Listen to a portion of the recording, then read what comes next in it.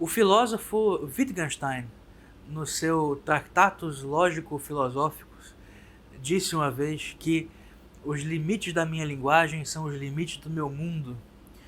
Recentemente me perguntaram na minha caixinha de perguntas do Instagram se essa afirmação é verdadeira ou se ela tem algum fundamento, né? Bom, é evidente que em si mesma ela é totalmente desprovida de fundamento.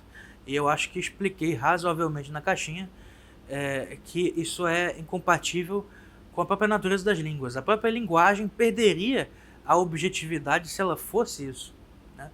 E quando ela tenta ser tanto, né, quando ela tenta ser tão poderosa assim, a ponto de encapsular o mundo inteiro, ela acaba produzindo monstros, né? E no fundo não produz nada. Isso tem um pouco a ver com o que eu dizia para vocês no vídeo anterior a respeito da língua de Adão, né, a língua perfeita, que é o fetiche de muitos, e aliás foi um dos fetiches da filosofia analítica, né, que provocou o desenvolvimento dessa corrente anglo-saxônica, né, da filosofia contemporânea, da qual Wittgenstein se destacou e acabou gerando uma outra corrente diferente. Ele próprio se corrigiu em parte mais tarde, mas essa afirmação ela é levada a sério até hoje por muita gente, né? A ideia de que o próprio mundo seria desprovido de objetividade sem a linguagem, né? Mas se a linguagem não procura expressar o mundo, ela é o que então? Né? Então eu creio já ter respondido isso suficientemente bem, né? E eu acho que pessoas que não tem essa fantasia de linguista, né, de achar que... Aliás, no fundo, é a fantasia dos desconstrucionistas também, né, de Jacques Derrida, de que a linguagem toda ela é um sistema fechado, né, e autorreferente, e por isso, na verdade, ela não diria respeito à objetividade do mundo. É uma consequência diferente que você pode tirar da mesma coisa. Não há muito o que se dizer a respeito desse tipo de teoria, a não ser que ela nega a estrutura do próprio mundo tal como percebido pelo homem, né? Mas é importante também para nós entendermos que isso pode ser compreendido como uma espécie de ênfase quase que poética. Eu creio que como uma espécie de expressão quase que literária, né? Essa frase valeria como um aforismo, no sentido dos aforismos de Nietzsche, né? Que não deveriam ter pretensão filosófica, né? Mas são expressões momentâneas de certas verdades parciais, né? E o poder da linguagem é algo realmente impressionante, né? Eu sempre destaco nesse canal aqui e em todo lugar onde eu escrevo eu falo que é muito importante o desenvolvimento de uma classe de pessoas letradas, né, e que desenvolvam ao máximo o seu idioma, né, que dominem todas as possibilidades de expressão do seu idioma e, se possível, que criem novas possibilidades. Porque, de fato, a língua ela não dá os limites do mundo, mas ela dá praticamente os limites da nossa percepção. Ela enriquece ou empobrece a nossa percepção e muda muito, né, a forma como nós enxergamos o mundo. E para ilustrar isso para vocês, eu trouxe alguns exemplos, né, que são assim de deixar a pessoa de cabelo em pé, né? Todos já sabem, né, que, por exemplo, os esquimós, né, conseguem descrever muitos tons de branco diferentes porque eles estão expostos o tempo todo à neve, né? Então eles sempre eles têm um nome para neve de uma certa época do ano, da neve com a qual você faz um tipo de objeto. Então eles realmente têm um vocabulário todo específico, né? Com vários tons diferentes de branco, quando nós só temos uma palavra para expressar essa cor, né? Um outro exemplo que também é bastante famoso é da Ilíada de Homero, né? Homero, e na Odisseia também, Homero sempre se refere à cor do mar, que tradicionalmente sempre se diz que é azul, né? Ou no máximo em alguns lugares verde, esverdeado. Homero diz que o mar é cor de vinho, né? O mar não tem a cor do vinho. Então é evidente que ele buscava ali uma aproximação. Por quê? Porque não existia, né, no tempo de Homero, a palavra azul. Não existia conceito, nome para a cor azul. Em todas as línguas, os linguistas já chegaram a essa conclusão. O azul é sempre a última ou uma das últimas cores que recebem nome, né? Existe uma sequência que é natural em todas as civilizações. As primeiras cores que recebem nome são preto e branco, né? Porque são a oposição fundamental, né? A luz e as trevas. Mais tarde vem o vermelho, que é a cor mais chamativa, né? É a cor que expressa mais as paixões humanas, né?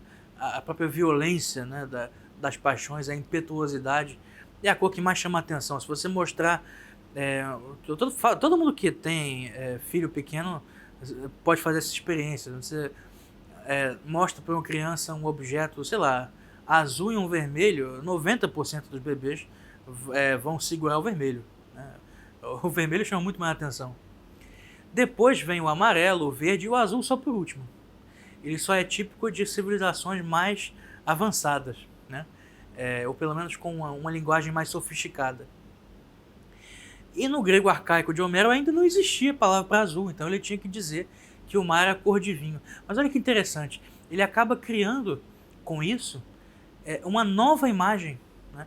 E realçando um matiz diferente, né? E você pode dizer assim, tudo bem, mas isso aí é só uma deficiência dos gregos. Só em parte. Nós podemos dizer que isso efetivamente mudava a percepção que os gregos antigos tinham do mar, da cor do mar. A prova disso está, e é isso que é o objeto principal desse vídeo de hoje, mostrar para vocês um diagrama, né, com a variedade que a tribo, é uma tribo da Namíbia, a tribo Himba, que ela dá aos diferentes tons de verde, como vocês estão vendo aqui na tela. O verde mediano, né, junto com o azul, eles chamam de buru. O verde mais claro, eles chamam de dambu. E o verde mais escuro, de zuzu. Isso aí são só tipos mais genéricos, mas eles têm cores para diversos tipos de verde, né? Mas existe um problema. Essa tribo não tem palavra para cor azul. Qual foi o teste que se fez? Pegaram esse diagrama que vocês estão vendo e mostraram a vários nativos da tribo Himba, né? Todos eles têm quadradinhos com a mesma cor, né? Todos eles são verde, exceto um que é azul. A diferença para nós salta aos olhos, né? Pois bem, perguntaram aos nativos dessa tribo qual o quadradinho que tem uma cor diferente. Pasmem, eles não sabiam dizer. Alguns perceberam depois de minutos analisando as pequenas diferenças. Ah, tem esse aqui. Eles não viam a diferença. Você pode dizer, não, então essa tribo, as pessoas têm algum problema de visão, ou então um problema cognitivo, porque não é possível, né? Eu digo para vocês que isso é unicamente devido à diferença de língua. Nesse sentido, sim, né? Os limites da linguagem são os limites do mundo, porque eles não conseguem perceber essa diferença, né? Que é uma diferença cromática, ela é real, né? É uma diferença física, mas a deficiência da linguagem impede que eles vejam. Então você vai dizer assim, não, então eles são inferiores nesse aspecto, sob certo aspecto, mas nós também não conseguimos. E aí que é o mais impressionante.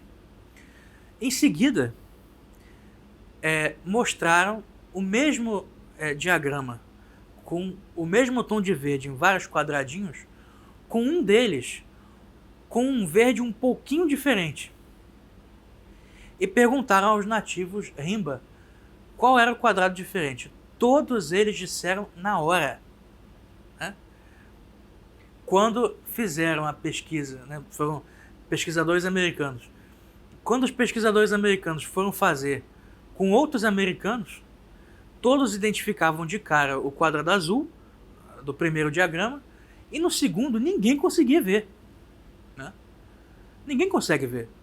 Quer dizer, é possível se você prestar atenção, né? Depois de uns 15 segundos, você olhando, você vê, esse verde aqui é um pouquinho diferente. Mas ninguém percebe de cara. Pois bem, na tribo Rimba, eles acham ridículo que os americanos não tenham percebido, né? Eles dizem exatamente a mesma coisa que nós. Eles dizem, não é possível. Será que as pessoas desse país têm um problema de visão? Ou será que elas têm um problema cognitivo? Elas são retardadas? Como é que elas não estão vendo, né? Que esse verde aqui é o verde Zuzu e o outro verde é o verde Dumbo, né? Mas nós não conseguimos ver essa diferença. Quer dizer, a linguagem ela tem um poder formidável, né? Na expressão daquilo que nós vemos no mundo. Então, é claro, ela surge para expressar a nossa experiência. Então a experiência ela é anterior, ela tem objetividade, o mundo é objetivo, né? E a linguagem é só uma expressão imperfeita do mundo.